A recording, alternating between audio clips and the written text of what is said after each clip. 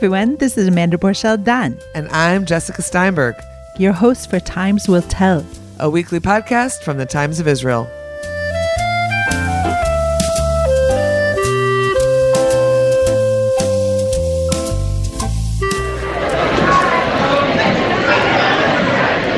Hello, Times Will Tell listeners. It's Jessica Steinberg, and this week I am speaking to camp counselors, specifically Israeli camp staff members who are spending the summer at Camp Ramah in the Poconos in Pennsylvania, where these two shlichim, that's Hebrew for emissaries, they're emissaries of the Jewish agency, were hired to work in specific jobs at camp and to educate campers and fellow staff members about Israel. They'll probably have more to tell us about what their jobs entail. This is a challenging job because just think of it from the get-go. It requires these young Israelis who are generally post-army in their early 20s to quickly adjust to camp life, that community that takes place at a summer camp, as well as the U.S. and the American Jewish community around them. So just to place you in terms of where we are right now, we're at the final week of the Camp Ramah in the Poconos summer season, where Tair, Offir, and Halleli Busheri have been spending their summer since late June. Tair is a counselor in machnut, in camping, like as in, hikes and cookouts and camping, the camping experience. She'll tell us more about that. She's also a counselor in a bunk of 14-year-olds. Halleli Busheri is a counselor full-time for 9 and 10-year-olds. Tell us a little bit about how you got to camp, how you got to Camp Ramah in the Poconos. My grandparents had their honeymoon at Camp Ramah in Palmer's, if I'm not mistaken. So Ramah was always part of our family stories. So when I started this process of getting to be a shlicha, so I really wanted to be in Ramah. So I asked to be in Ramah, and I got to Ramah Poconos. Okay. Short and sweet. Easy. Tair, how about you? My uncle was a shaliach, a counselor in Camp Ramah in the Poconos about 20 years ago. And when I started thinking about being a shlicha myself, he really recommended me on going to this specific camp because of his good experience. So what were your expectations from this summer experience? What were you looking to get out of it? You each have this family background and family history with Ramah, which I'll just say to our listeners is the camping movement of the conservative movement of Judaism, which has 10 camps across North America. So you certainly had some familiarity with what this camp is and what it might be like for you, but what were you hoping to get out of it specifically? So I'll say that after 3 years of being in the Army, intense and very hard and very serious years, I looked for a different experience. One of the most lovely conversation I had before I got to camp was the whole conversation was about fun, how to make those kids happy and fulfilled with their days. So that was something that I was really looking forward to, be in an environment that is about doing fun things, being really, really happy and free. So that was something that I was really expecting. I'll say that I was looking for something, getting to know something different, a different culture, a different way of living Jewish life, and also giving myself and getting them to know me and making a connection between different parts of the Jewish nation all around the world, and also having fun. That's, of course, what camp is supposed to be like. Summer camp is, 4-8 weeks of pure fun, people spending it in this bucolic, beautiful area, lots of grass and trees and a lake, and there's a pool, and having all these different activities all day long. Okay, so those are your expectations. Now let's get into a little bit of the nitty-gritty. What is it like you both, I assume, finish some kind of national service or the Army, Halleli, as you just described, very intensive years, and then you're plopped down in this summer camp environment. What has it actually been like for the last 7 weeks? What are some of the things you can tell us about the experience of this culture shock of going from Israel to the U.S., and not just to the U.S., but to a Jewish summer camp? So camp was a lot. I think that the special thing here is that when you have a good moment, it's the best moment, and when you have a hard moment, it's really, really hard. Being with those girls 24/7 is a lot, but now after 2 months, when they're 9 years old, you can really see a progress. So like I really feel like they grew. It was crazy. Like felt like the days are so full. We were working 24/7. We were just like with them, and like the good moments. Like I would like to share a small moment. There was one of my chanichot is. She had a really hard time, and we didn't know if she's going to stay for full session. But I feel like because we are there all day, like the days like build with little moments. So like a week ago, I was looking at her after this really intense summer, and then she looked different. I can't really explain what was different, but she was smiling and happy and having fun. And like, it was a closure for me. Tair, what about you? Where are you now as opposed to 7 weeks ago? I feel that these 7 weeks were challenging, but also interesting and fun, like a whole different experience that I have ever had in my entire life.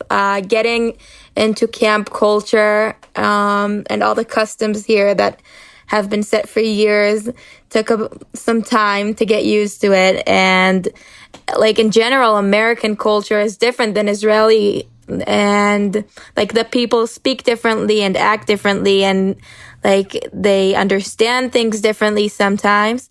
And it took time to get used to it. But I feel that after I did, it felt a lot more like home, and I got to know people that I wouldn't have gotten the opportunity to know them. And it was really interesting to see this whole place, like that it's a reality. I mean, that's stuff we see in the movies in Israel, and I couldn't believe that this is really happening the way it is. Okay, now you have to explain what you mean. This is stuff that you see in the movies. Give us an example, because that's a very tantalizing line. I think that like the fact that kids today in the year 2022 have 2 months without cell phones is just the first thing. I mean, you can see that in movies like comedy stuff as a kid, but you don't believe it can actually happen. And although in Israel we are very independent and like the kids do all sorts of stuff by themselves, we never go out of home for more than a week, like until we're in the army. So that's really something different. And it was crazy to see how like the girls in my bunk are really sort of a family when they meet only once a year, but that's 2 months, and that's very like important 2 months of their year. It's very special. You're both leading me to my next question. What would you say are the biggest differences between Israelis and Americans of similar ages? Because of course you can look at yourselves in terms of, and against the staff members, the American staff members who are a little bit, some of them are younger than you, some of them are around your age, probably not so many. And between Israeli kids who are the same age as campers, the campers that you're in charge of. I don't know if you know kids that age back in Israel, but what are some of the things that really stand out in terms of differences? This is 2022. We've got social media. We've got cell phones most of the time, TV, movies, Netflix. We watch the same things. We listen to the same music. But I'm sure you're seeing so many differences that come across your plate day after day, minute after minute at camp. So I'll start with things that are different between us and the staff members that we work with. I had a staff meeting yesterday when we were thinking of a peulat erev, an activity for the kids for the night. And I had an idea for an activity. And through the whole meeting, the whole tzevit was like, wow, this is amazing. We love your idea. This is so good, so tov, as we say in Tzevit Notzitzim. this is an amazing idea. And then in the end of the discussion, they were picking a different idea, a different activity. And I'm like, wait, didn't you love my idea? And they were like, yeah, it was so good, but we feel we can do something a little different. And I'm like, okay, so you could just tell me that you don't like my idea. And I feel like a lot of my, my co-staff members are like, if they don't like what I do, or if I'm late, or if I'm getting on their nerves, or if they're getting on my nerves, so I'll just like, hey, that was really annoying. Can we like talk about it? And if they're getting annoyed with me, so they'll be, hey, you are the best of the best, but there's just like this little, like one little thing that, so that's, for me, that's the biggest difference, because I'm very straightforward. So that was a funny thing.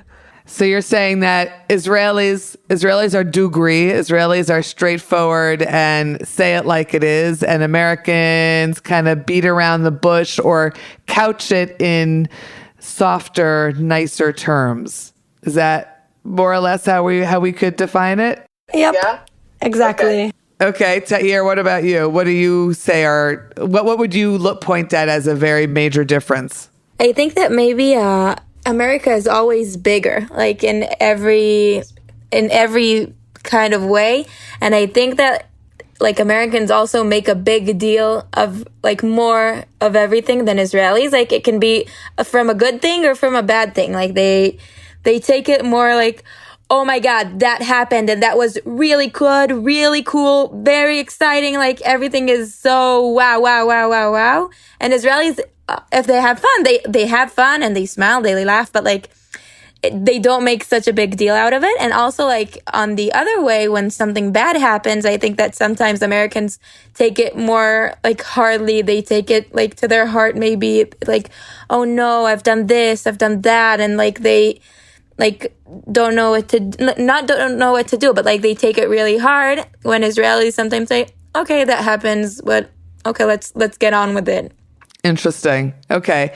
And then how does that translate into the campers? Obviously, you each have campers of very different ages, 9, 10-year-olds versus 14-year-olds, teenagers.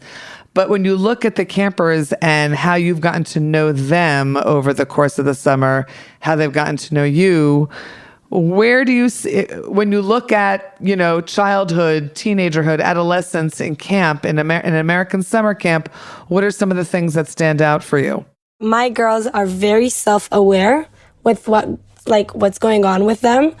The words that they use, they're so mature. Like, sometimes it's funny for me because I'm talking with a 9-year-old and she's like, yeah, and when I was little, my ADHD and my this and my, and like, they're talking like I used to talk when I was 16, and they share and they talk and they're very they're very connected to themselves. So sometimes it's like even a little funny, like you're 9 years old and you're like using those like grown-ups words. So this is one thing that I see. And the second thing I feel like it's related to what Tair said, is that they're very into the things that they do. If they're into something, they'll be super into it. So if we're having a costume, a bunk costume, so they'll go crazy with it. They'll put like all their colors and I don't know, ribbons and tutus, and like, and the show will be perfect and they'll practice it. They're doing things seriously. And if it was like a summer camp in Israel, we would put like, I don't know, sunglasses and maybe make a sign. So that's another thing. Tair, any thoughts about that? Yeah, I think mine also relates to what Halleli just said, that like the girls in my bunk, they take everything that they go through very seriously. I mean, if they feel sad a bit, then they take it really serious, and sometimes they give it big titles. They diagnose themselves. It's not just like a bad mood and it passed. No, it's diagnosed. They're going through something now. Everything is like serious and has a title on top of it, and also like in the good way. Like when they're together, they're like, we are a family. We are together. This is home. Like, they give everything like big titles and like make everything so big and great, which is also awesome. But like, I feel it can be sometimes hard because I think it might make you like your life a bit intense. Like when everything's so, so defined and like, you know, everything and everything is so big and like serious, like also in a good way, but it can be a bit tiring, like, for yourself. Hi, we're going to take a quick break from my conversation with Camp Shlichim, Camp emissaries Tair, Offir, and Halleli Busheri.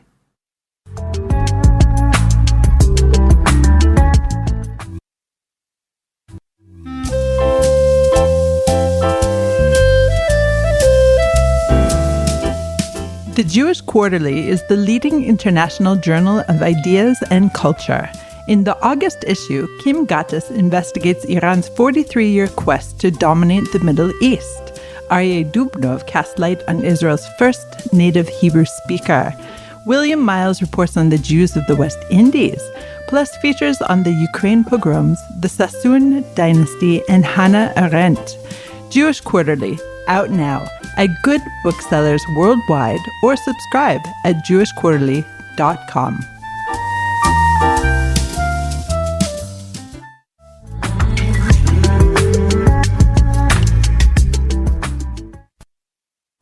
We're back to my conversation with Camp Shlichim, Camp emissaries Tair, Offir, and Halleli Busheri.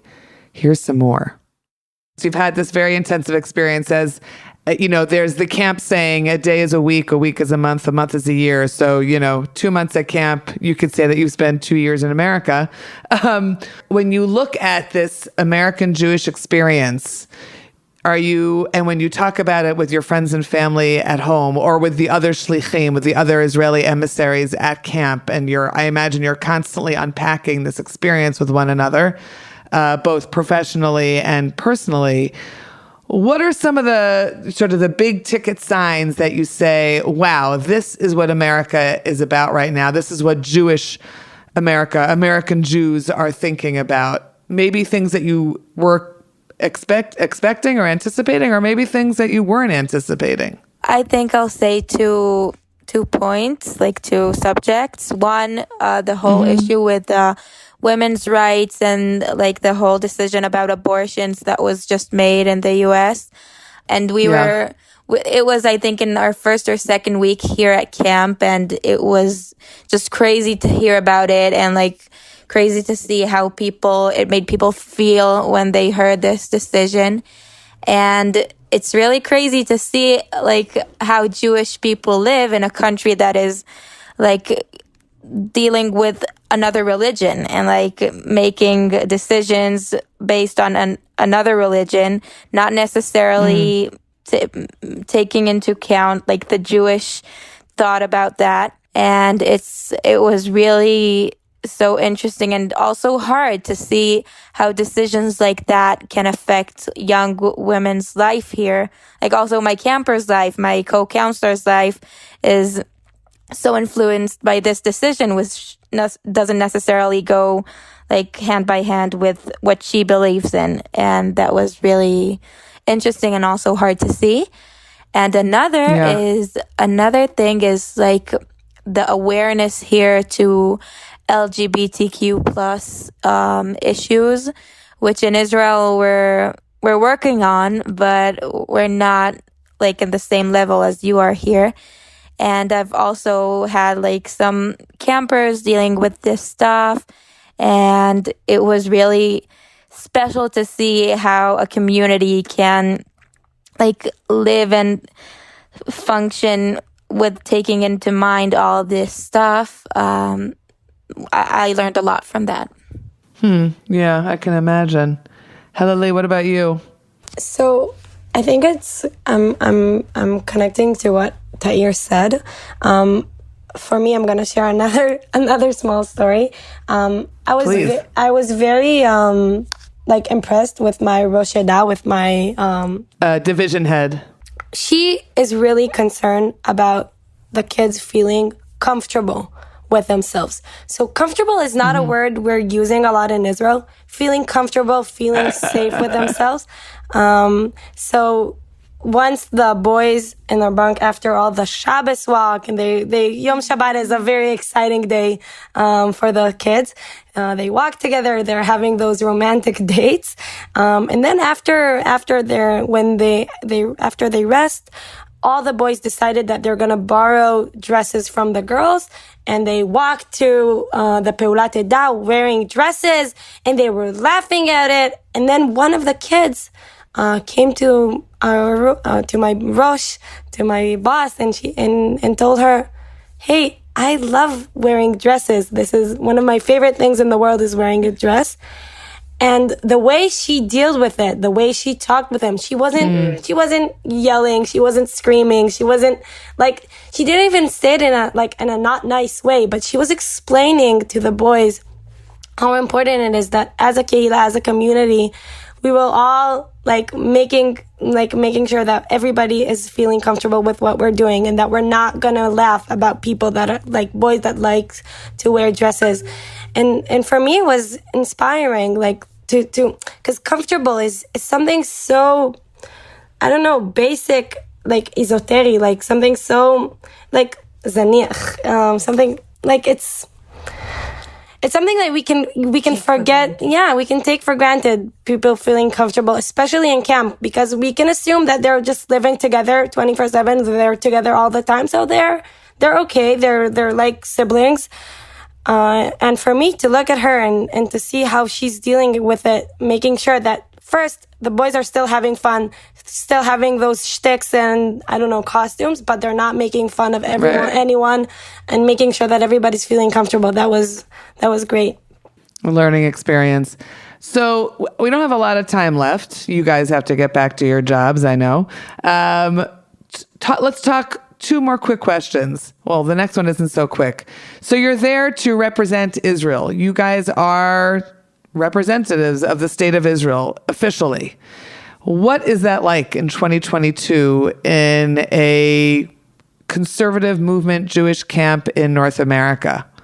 What does that mean? What were your expectations for how people think about Israel, and what did you want to bring as your message or portrait, in a sense, of Israel? One of the things that I really wanted to bring is something that I love in the Israeli culture is firgun, is just being really warm and giving a shoulder to your friends. And that's something that I knew that is going to be very different when I'm coming to camp. So one thing I really did I try to do with my co's is to make this culture that we're just standing out next to each other, being those. I feel like the schedule of the counselors in camp can make you just do sheli, shelcha, shelcha. What's mine is mine, and what's yours is yours. Everybody's just doing what they need to do, not really helping. The days are so intense, and it's very easy to just do what you need to do, not standing next to someone. And I feel like one of the things that I learned in Israel is that no, you're not just gonna do your job and not help and not stand out and not be a friend. And it was something that I knew that I want to bring to camp, especially when all my staff members were Americans. I was the only Israeli in my team. That's the first thing I really wanted to bring. And the second thing is that I love I love tefillah, I love singing, I love prayer. I love bringing tunes and to the tunes that I grew up. And I'm coming. My other half is Mizrahi family, and I try to bring some of the tunes and tell my girls that are all coming from Ashkenazi families stories about my Mizrahi family, about the food, to before they fall asleep, to sing them songs, the song that they know in the Ashkenazi tune, but to teach them the Mizrahi tune for the same song. So that's another thing that I try to bring. Nice. Tair, what about you? I think that I wanted to try to make a better connection between different parts of the Jewish nation from like different parts of the world, which naturally have a lot of differences between them, both like in the cultural stuff and also like in customs and different ways of living life. And I wanted to give my campers a chance to meet Israel, but as a person, like not as the big titles or maybe stuff you see on television, but to meet like a real person with complicated opinions about different subjects and not necessarily what they would think an Israeli thinks or what they think an Israeli lives like or does all the time. And I tried to bring that side too and bring the good sides of Israel, like our great places, our great like caring for one another, like our songs, like to try to make it real and so they feel connected to it, so they feel they know someone in Israel, and that if they go to Israel, they have like they know Israelis, they have a place to go to. There, it's not like far and distant, and it's like something they already know. And I hope I succeeded in doing that, because I had to be like doing my job, which is like very professional and like camping. And when you camp and hike, you don't necessarily talk about Israel. You talk about nature and you talk about hiking and survival skills. So like in between these stuff, I was trying to bring my Israel to the campers and maybe like talk about it and like how I live it and how I see it. It sounds like a very personal approach. I want each of you to give me one line about what you're taking away from this summer experience. Go. So I'll say that it's not really PC, but Israel will forgive me. One of the things that Israel, like, I feel like that I thought isn't, like, as an Israeli, is that Israel is the center of the Yahadut, of Judaism. And being here for 2 months shows me how wrong I was for 22 years. This is an amazing Judaism culture. There's so many stories. There's so many songs. There's so many ways that camps are really invested in making those kids feel connected for like to their Judaism. For the fact that to Judaism. And for me, it was like mind blowing to see. It's so different in so many ways. I can talk like for hours about like all the differences. And it was very interesting for me. And now I'm just like, I'm looking forward to meet more Jews and like more places, not just in like the United States and not just in Israel. So that's something that I'm definitely taking with me. Tair, what about you? I feel like this is a bit similar, but I'll also say that I felt about the same way about Orthodoxy. I come from a modern Orthodox family in Israel. And I felt that here at camp in Ramah, which is a conservative camp, I learned how to live Judaism like as a culture and not necessarily as a religion. And most campers here don't do all the stuff they do here at camp, don't do tefillot or don't do like blessings after they eat, and don't do all these customs that in Israel only religious people do. But over here at camp, they learn to love them and to feel connected to them. And even if they don't really mean what they're saying, they're enjoying singing it and they know the words, which is a lot more than many Israelis who live a non-religious life and are a lot more distant from their Jewish identity because they feel it's all religious. But here I saw how people who are non-religious can actually live their Judaism as their culture and in that way feel that it's part of their identity. Tair, Offir, and Halleli Busheri, I wanted to thank you for joining me on The Times Will Tell. Wishing you it's one last week of camp, right? Can you believe it? That's it? It's crazy. Can't believe it at all. Right. Hard to believe it's that last week. And of course, there's probably a lot of experiences coming up in this last week. And I just wish you a sweet and easy ending for this experience that you've had, and that you'll, of course, be sharing and thinking about for many months to come, including all the relationships and friendships that you've made out of this experience. Thanks, Tair. Thanks, Halleli. Have a great day at camp, and Times Will Tell listeners, thanks for being with us. We'll be back on Sunday with a daily briefing. In the meantime, take care and happy listening. Thanks so much for listening to Times Will Tell from the Times of Israel, and thanks to our producer, Gilad Brownstein. Please subscribe wherever you find your podcasts and check out our daily briefing news show every Sunday through Thursday. Like what you hear? Consider rating us on Apple Podcasts or Spotify to spread the word. Until next week. Shalom.